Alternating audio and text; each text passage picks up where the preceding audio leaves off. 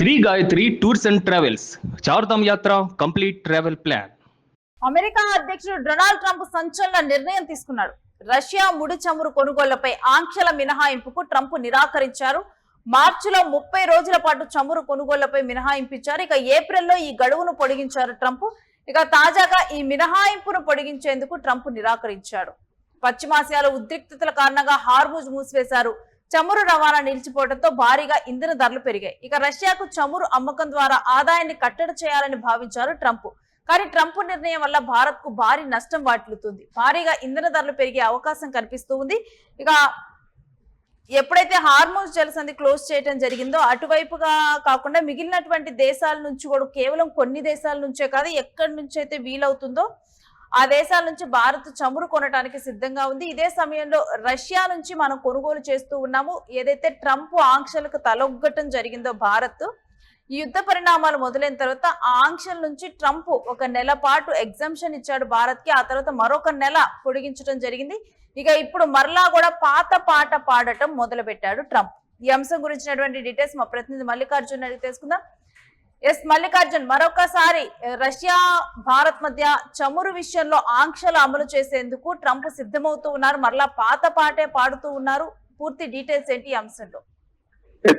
Iran Israel యొక్క ప్రభావం మనకు యుద్ధం ముగిసినప్పటికీ కూడా నేటికి ఆ ప్రభావం మన మీద పడుతుందని చెప్పవచ్చు. ఇప్పటికే ఇంధన ధరలు పెరిగి భారతదేశ వ్యాప్తంగా కూడా చాలా ఇబ్బందులు పడుతున్న సందర్భాన్ని మనం చూస్తున్నాం. మరోసారి ట్రంప్ మనం చూసుకుంటే రష్యా నుంచి కూడా భారీ ఎత్తున ఈ ముడి చమురును కూడా కొనుగోలు చేస్తున్నారు చెప్పవచ్చు. ఈ క్రమంలో కూడా కొన్ని ఆంక్షలు గతంలో విధించకుండా ఒక 30 రోజుల పాటు ఆంక్షలు విధించకుండా సరఫరాకు కూడా అంతరాయం లేకుండా ట్రంప్ ఒక నిర్ణయం తీసుకున్నారని చెప్పవచ్చు. అయితే ఇప్పుడు తాజాగా మనం చూసుకుంటే ఆ రష్యా నుంచి ఇక్కడికి ఏదైతే ముడి చమురు వస్తుందో దానిపైన కొంచెం నిషేధించాలని చెప్పేసి కూడా ఏదైతే ఎక్స్టెన్షన్ చేయడానికి కూడా ఆయన నిరాకరించారని చెప్పవచ్చు. నేపథ్యంలో కూడా రష్యా నుంచి చమురు అమ్మకం ద్వారా వచ్చేటువంటి ఆదాయాన్ని పూర్తిగా కట్టడి చేయాలన్న ఉద్దేశంతో ట్రంప్ ఈ నిర్ణయం తీసుకున్నట్టుగా తెలుస్తోంది. ఈ నిర్ణయం వల్ల కూడా భారతదేశానికి భారీ నష్టంగా మనం వాటినటువంటి అవకాశం ఉంది. ఎందుకంటే ఇక్కడ ఇంధన ధరలు కూడా బాగా పెరిగే అవకాశం కనపడతా ఉంది. ఎందుకంటే ఇప్పటి వరకు మనం చూసుకుంటే ఈ హార్మోజ్ జలసంధి ఇప్పటికే మూసివేశారు కాబట్టి పలు దేశాలకు కూడా ఈ మార్గం గుండానే ఇంధనం సరఫరా అవుతుందని చెప్పవచ్చు. అనేక సందర్భాల్లో కూడా భారత్ కు వచ్చేటువంటి నౌకలు ఏవైతే ఉంటాయో ఆ నౌకల్ని కూడా ఫెయిల్ చేయడము, రాకుండా చేయడం, జలసంధిని పూర్తిగా క్లోజ్ చేయడం వల్ల కూడా ఇటు రష్యా నుంచి కూడా ఏదైతే ముడి చమురు దిగుమతి చేసుకుంటూ ఈ ఇంధన సమస్యలు లేకుండా చూసుకునే క్రమంలో కూడా ఒక్కసారిగా ఈ రష్యా ముడి చమురు కొనుగోళ్ల పైన కూడా ట్రంప్ మరొకసారి ఆంక్షలు విధించడం వల్ల కూడా మరొకసారి ఉద్రిక్తమైనటువంటి ఈ పరిస్థితి మనం చూస్తున్నాం. ఇంధన సమస్యలు ఇప్పటికే ఇంధనం పొదుపు చేయాలని భారత ప్రధాని ఇప్పటికే అందరికీ కూడా సూచించినటువంటి నేపథ్యంలో కూడా ఇప్పుడు ట్రంప్ తాజాగా ఏదైతే ఎక్స్టెన్షన్ చేయకపోవడం వల్ల రష్యా నుంచి ముడి చమురు గతంలో మనము దిగుమతి చేసుకునే వాళ్ళు ఈ క్రమంలో కూడా ఆ దిగుమతికి సంబంధించి వారి ఆదాయానికి కట్టడి వేయాలని చెప్పేసి కూడా వాళ్ళు నిర్ణయం తీసుకుని ఈ రోజు ఆంక్షలు విధించినట్టుగా తెలుస్తుంది. ఏదేమైనప్పటికీ కూడా పూర్తిసారి ట్రంప్ తీసుకునేటువంటి నిర్ణయాలు ఎప్పటికీ కూడా వివాదాస్పదంగా మారుతున్నాయి. ఆయన తీసుకునే నిర్ణయం ఇప్పుడు రష్యాకే కాదు భారతదేశానికి కూడా చాలా ఇబ్బంది తలెత్తేటువంటి అవకాశాలు కనబడుతున్నాయి. కాబట్టి ఇప్పటికే ఇంధన సమస్య మరికొద్ది నెలల వరకు మాత్రమే మన దగ్గర ఉన్నటువంటి ఇంధనం సంబంధించినటువంటి ఇప్పుడు గ్యాస్ కావచ్చు, పెట్రోల్ కావచ్చు, వీటికి సంబంధించి కూడా మరికొద్ది రోజుల వరకే వచ్చేటువంటి అవకాశం ఉంది. కాబట్టి ప్రత్యామ్నాయ మార్గాలకు ఇంకా అన్వేషిస్తూ ఉన్నారు. ఈ క్రమంలో కూడా రష్యా దెబ్బ కొట్టడానికి పూర్తి స్థాయిలో ఇప్పుడు భారత్ కూడా ఈ రోజు ఇబ్బంది పడాల్సినటువంటి పరిస్థితి నెలకొంది. పూర్తి స్థాయిలో ఒక వివాదాస్పదమైనటువంటి నిర్ణయాన్ని మరొకసారి తీసుకొని ఇటు రెండు దేశాలను ట్రంప్ ఈ రోజు ఇబ్బందులు పెడుతున్నారని చెప్పవచ్చు. మల్లికార్జున్, మరి ఈ అంశం మీద భారత్ అధికారులు ఇటు చర్చలు జరిపేందుకు ఏమైనా ప్రయత్నిస్తారా, లేకపోతే ట్రంప్ పెట్టినటువంటి ఈ మినహాయింపుతోనే ఇంకా కంటిన్యూ అవ్వాల్సిన పరిస్థితా? ఇప్పుడు రెండు దేశాలకు సంబంధించినటువంటి రష్యా ప్రధాని కావచ్చు, ఇటు భారతదేశ ప్రధాని కూడా ట్రంప్ తో ప్రత్యేకంగా మాట్లాడాల్సినటువంటి సందర్భం అయితే వచ్చిందని చెప్పవచ్చు. ఇప్పటి వరకు మనకు ఇరాన్ నుంచి వస్తున్నటువంటి సముద్ర మార్గం గుండా వస్తున్నటువంటి ఇంధనం వల్ల సరఫరా వల్ల కూడా ఎలాంటి ఇబ్బంది తలెత్తలేదని చెప్పవచ్చు. ఇప్పుడు పూర్తి స్థాయిలో హార్మోజ్ జలసంధి పూర్తిగా మూసివేశారు కాబట్టి ఇప్పుడు ఇంధనం ఇక్కడికి రావడానికి చాలా కష్టంగా మారిందని చెప్పవచ్చు. ఈ క్రమంలో కూడా ఇప్పుడు ఇబ్బంది తలెత్తా ఉంది. ఇటు రష్యా మిత్రపక్షమైనటువంటి రష్యా నుంచి కూడా మిత్ర దేశాల రష్యా నుంచి కూడా మనం ఇంపోర్ట్ చేసుకుంటూ ఇప్పుడు ఈ అవసరాలన్నింటినీ కూడా తీర్చుకుంటారు. అయితే ఈ క్రమంలో కూడా రష్యా కూడా రానటువంటి పరిస్థితి ఉంది. కాబట్టి ఇప్పుడు ట్రంప్ తీసుకున్న నిర్ణయం పట్ల కూడా రెండు దేశాలకు సంబంధించినటువంటి ప్రధానులు కావచ్చు, అధ్యక్షులు వీరందరూ కూడా ట్రంప్ తో ఒక్కసారి సమావేశమై వారితో మాట్లాడే ప్రయత్నం చేయాలి.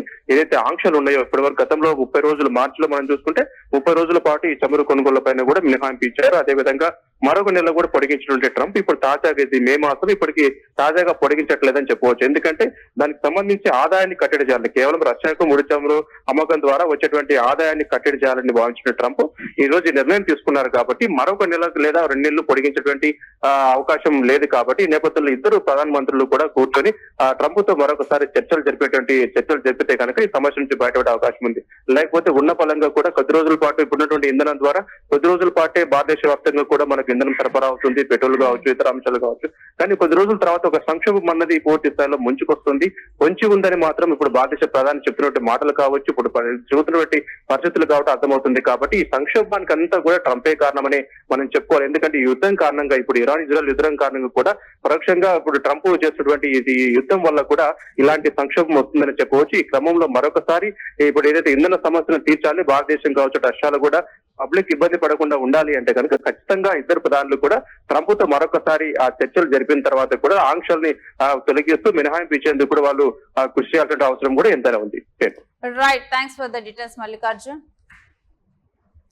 ఇక ఎప్పుడైతే యుద్ధం స్టార్ట్ అయిందో, హార్మోన్స్ నుంచి భారత్ కి ఇటు చమురు దిగుమతి తగ్గిపోయిందో నౌకలను అడ్డుకుంటూ ఉన్నారు. ఈ క్రమంలో ట్రంప్ రష్యా నుంచి దిగుమతి చేసుకోవడానికి, ఎందుకంటే భారత్ కూడా ఇక మిగిలిన ఏ దేశాల నుంచి చమురు దిగుమతి చేసుకోవచ్చు, ఇవన్నీ అంశాలను పరిశీలించి ఆయా దేశాలతో మాట్లాడటం, చమురు దిగుమతులకి ప్రత్యామ్నాయ ఏర్పాట్లు చేసుకునే క్రమంలో ట్రంప్ రష్యా నుంచి ఏదైతే మనల్ని తారిఫ్ మంత్రం వేసి భారత్ ని లొంగ తీసుకున్నారో, ఇక ఆ మంత్రాన్ని కాసేపు ఆపి, సరే ఈ 1 నెల మాత్రం మీరు రష్యా నుంచి చమురు దిగుమతి చేసుకోవచ్చు అని చెప్పడం, ఆ తర్వాత యుద్ధం పొడిగించడంతో కూడా ఇక ఏప్రిల్లో కూడా ఈ గడువును పొడిగించారు.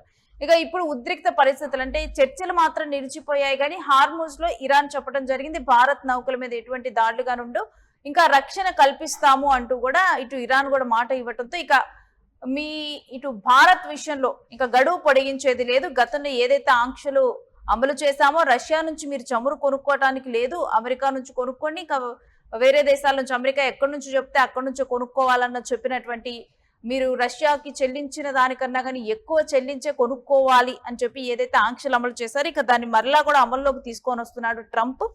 అయినప్పటికీ కూడా భారత్ దగ్గర ఉన్నటువంటి నిల్వలు తరిగిపోయాయి. ఈ సమయంలో ఇంకా కూడా మనం వేరే దేశాల నుంచి కూడా దిగుమతి చేసుకోవాల్సిన అవసరం ఉంది.